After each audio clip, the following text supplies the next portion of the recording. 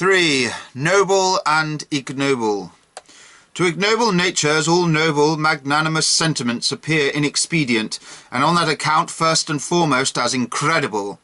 They blink with their eyes when they hear of such matters, and seem inclined to say, there will no doubt be some advantage therefrom, and cannot see through walls.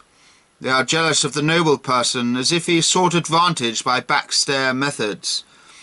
When they are all too plainly convinced of the absence of selfish intentions and emoluments, the noble person is regarded by them as a kind of fool. They despise him in his gladness, and laugh at the lustre of his eye. How can a person rejoice at being at a disadvantage? How can a person with open eyes want to meet with disadvantage? It must be a disease of the reason with which the noble affection is associated. So they think, and they look depreciatingly thereon, just as they depreciate the joy which the lunatic derives from his fixed idea. The ignoble nature is distinguished by the fact that it keeps his advantage steadily in view, and that this thought of the end and advantage is even stronger than its strongest impulse, not to be tempted to inexpedient activities by its impulses. That is its wisdom and inspiration.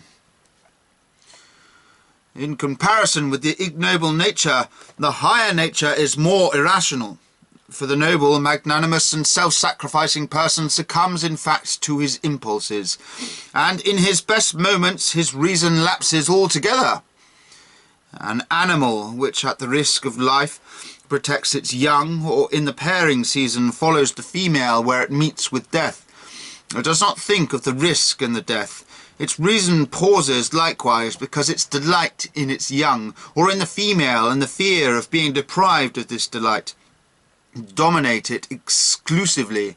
It becomes stupider than at other times, like the noble and magnanimous person. He possesses feelings of pleasure and pain of such intensity that the intellect must either be silent before them or yield itself to their service. His heart then goes into his head, and one henceforth speaks of passions. Here and there, to be sure, the antithesis to this, and as it were the reverse of passion, presents itself. For example, in Fontenelle, to whom someone once laid the hand of the heart with the words, "What you have there, my dearest friend, is brain also."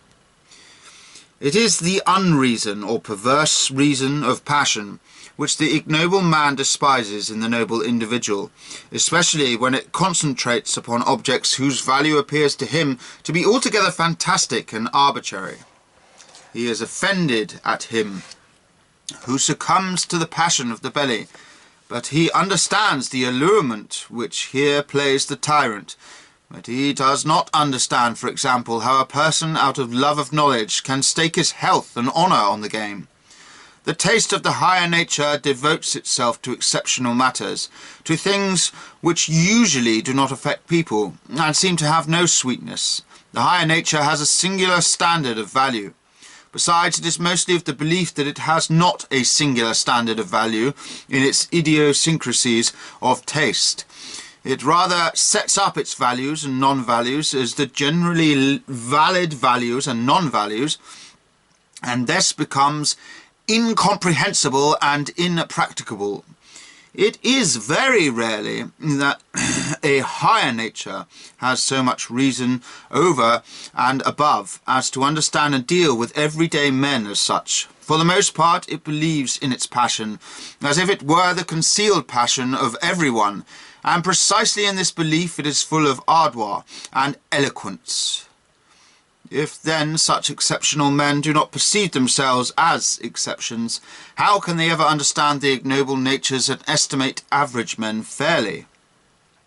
Thus it is that they also speak of the folly, inexpediency and fantasy of mankind, full of astonishment at the madness of the world, and that it will not recognize the one thing needful for it.